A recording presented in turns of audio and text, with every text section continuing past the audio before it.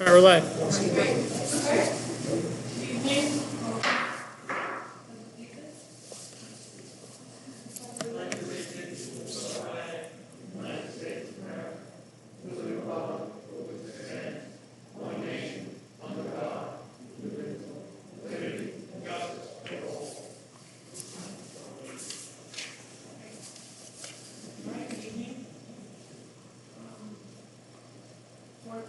Members of the audience that they may address the board regarding agenda items after the superintendent report. Only those members whose names and addresses are listed on the sign sheet that are required to start the meeting will be recognized for any minutes. Chairperson will limit discussion to any items by the public to 3 minutes in order for the board to expeditiously conduct its business. Shall we make a strong superintendent report?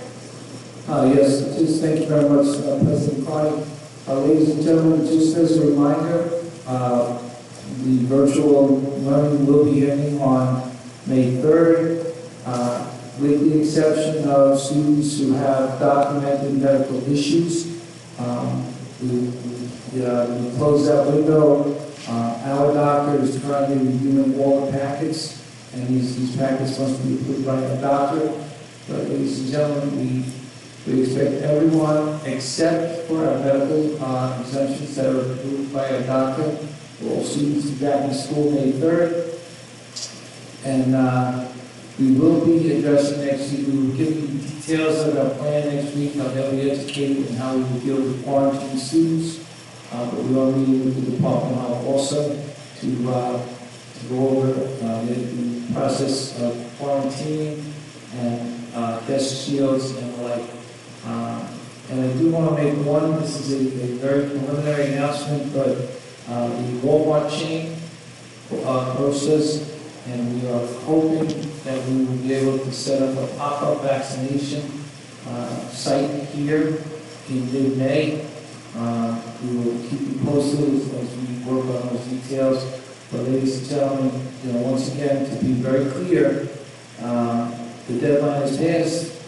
Our doctor is reviewing the medical packets, and the only students who will be on virtual learning or an alternate learning program will be medically approved students or students that has to quarantine.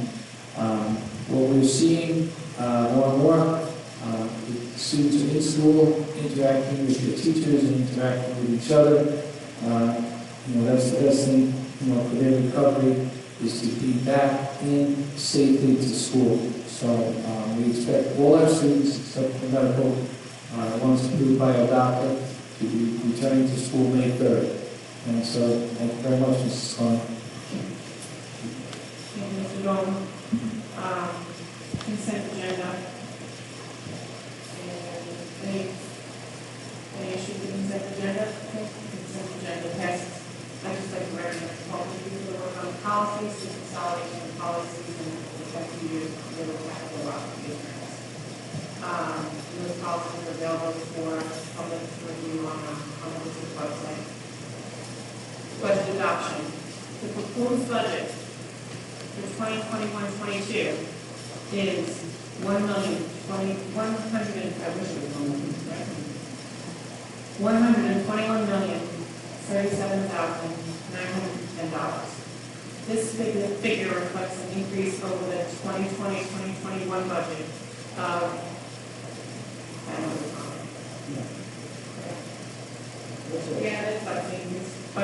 the increase over this current year's budget of $532,722, or 0.44%. The estimated tax levy for the 2021-2022 school year is $72,991,599, which is a change of $1,081,102, or 1.5% over the current year's budget.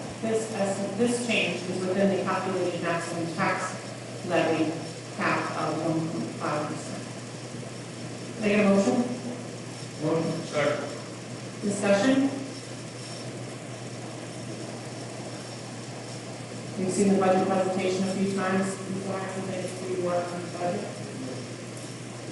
Do we need to have a roll call? Or, I'm requesting a roll call at this time. okay. Mrs. Walsh? Yes. Mr. Montgomery? Yes. Mr. Papa? Yes. Mrs. Zachary? Yeah. And I am also yes. The budget passes unanimously. Unanimously. Thank you all. Old business. Any old business? Yes, Mr. President, I have. Did we find out, Mr. Harrison, about those rooms that don't have any fire protection alarms? We took a look at the sewer pits throughout the district. Any of them that are not operational at this point are being covered by what's called a fire watch, which means either the service staff or security guards are patrolling the building to make sure that there are no issues in those rooms that currently have smoke heads that are not operational. Those that are not operational don't have any students in them at this point, and they're down for construction. Thank you. Yeah. Any other old business? Like to find out more about what's going on with the barriers.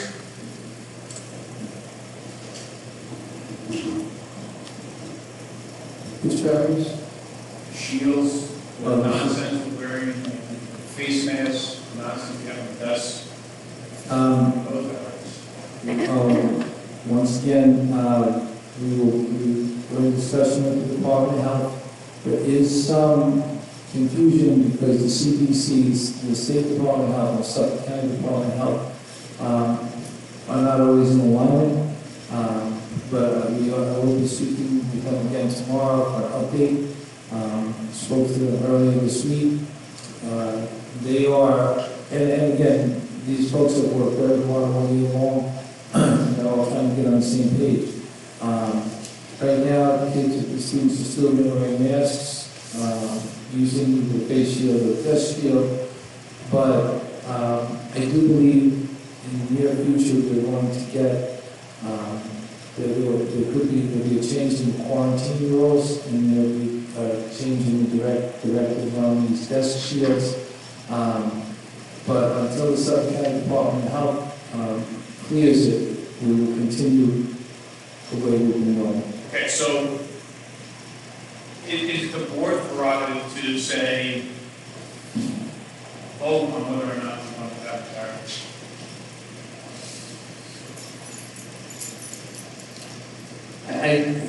That's a really good question, Mr. Clark. We've decided, and we've been saying this now since the really beginning of the pandemic. Suffolk County Department of Health has been extremely helpful. I cannot say enough good things about the fact that they pick up the phone, they answer the phone, they're working with us, they help us, define parameters for things like the prom.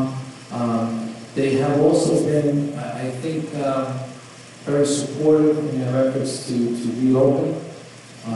They have been very supportive about us bringing the students back safely. I would ask, we have a meeting in 2 weeks, so I would ask, just for...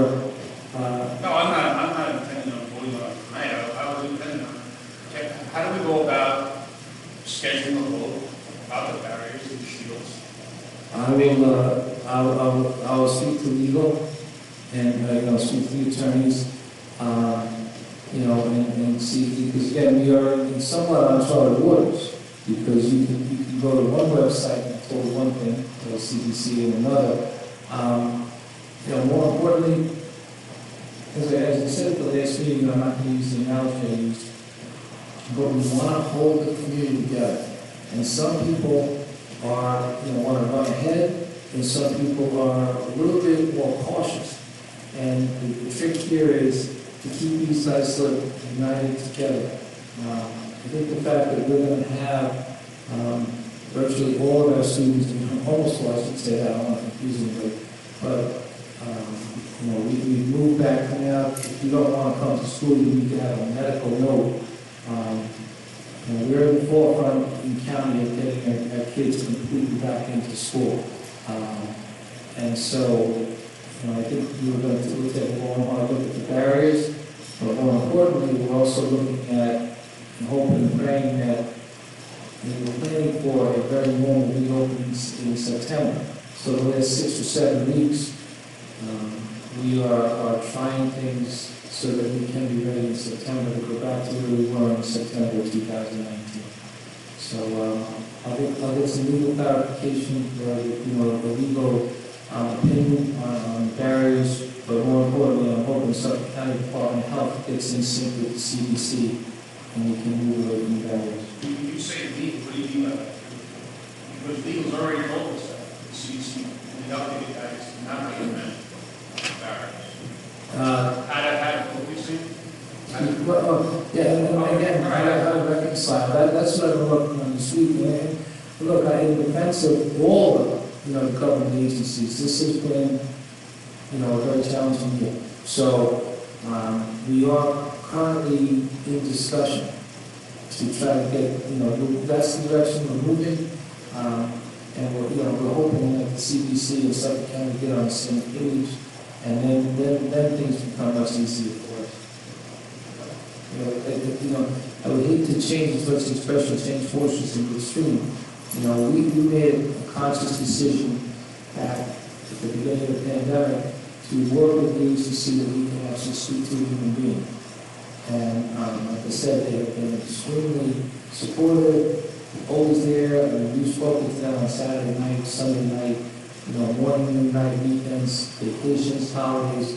And I'm confident that we are going to continue to move forward in a steady pace. I would just prefer that we follow easy. I know we disagree on that. I understand what you're doing. I would like to have the opportunity that we can hold. If it's allowed.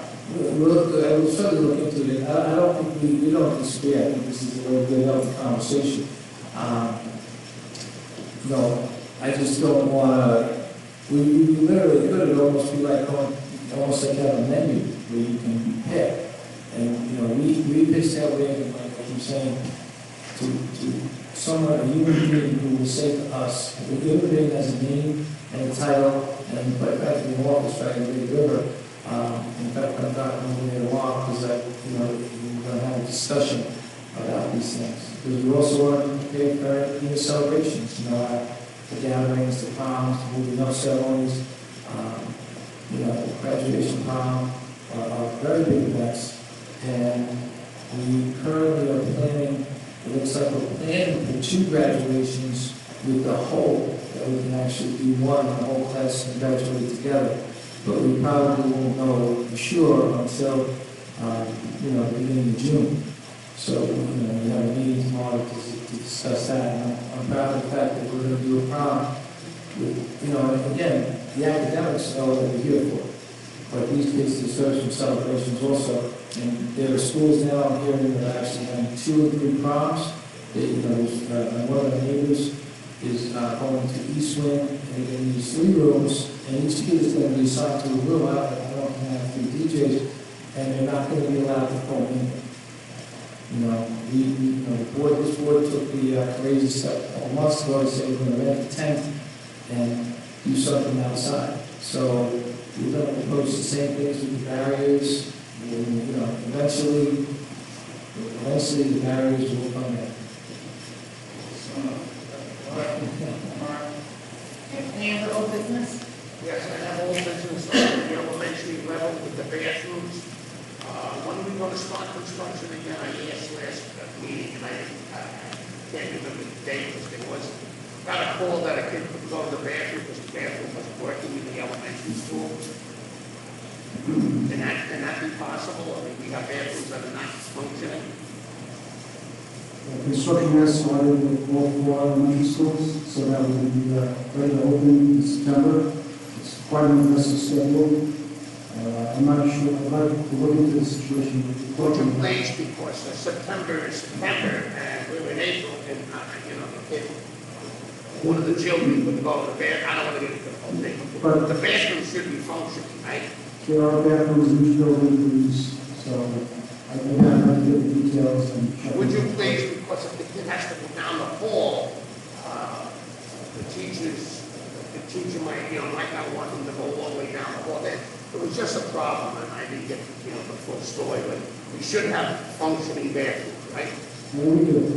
Right? And Mr. Montori, if I could say this, that type of problem, the phone call should go to the building, call the main office, because in order to get these bathrooms done, because we've done some at the high school, some at the middle school, we still have bathrooms, some of the faculty bathrooms we're going to have to circle back to. But we also, as Steve said, this is a very aggressive schedule to try to get the elementary schools done. And each elementary, except for Connect Park, has already had at least one, the bathrooms updated. They may have to be rerouted, and if a child, this sounds to me like, oh, this sounds just the end. And that's where, I always encourage, if there's a problem like this, call the office, explain the problem, because very hard for Steve, myself, and Paul to answer this question, which could be solved very easily with phone calls to the main office. Okay, thank you. Any other old business? To go back on the events, usually we have some kind of recognition at memorial meetings for autism awareness. I have the jigsaw, 4 mile virtual, detail of some conference is taking place over next week.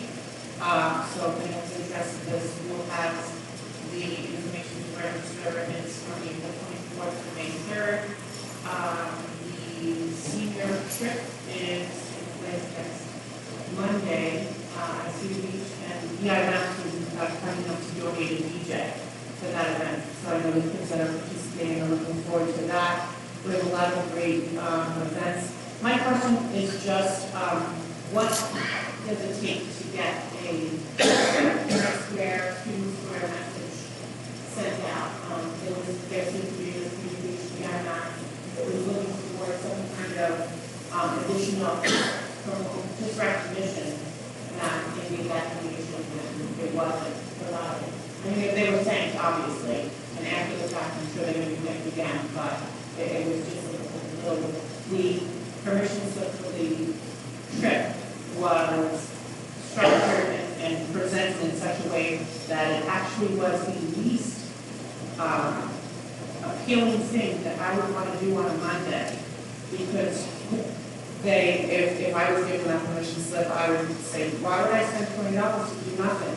It was so poorly presented to the senior class when it should be a really fun time for them before their exams. And I know myself and a few other parents have been outspoken about our frustration with the way it was presented.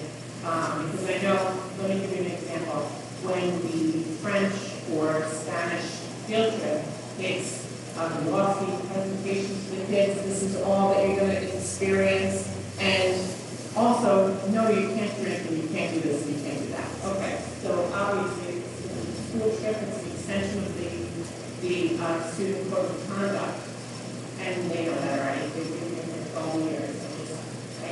I'm just a little frustrated with the way it was. And I hope that doesn't set the tone for every event that is coming up in the next, because we all want to celebrate spring, we all want to celebrate the end of the year and have these positive memories.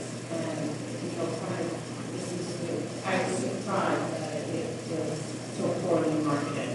So again, customer service, and no need to explain, I just wanted to put that out there. Again, thank you, Max, for that donation to the senior class. Any new business?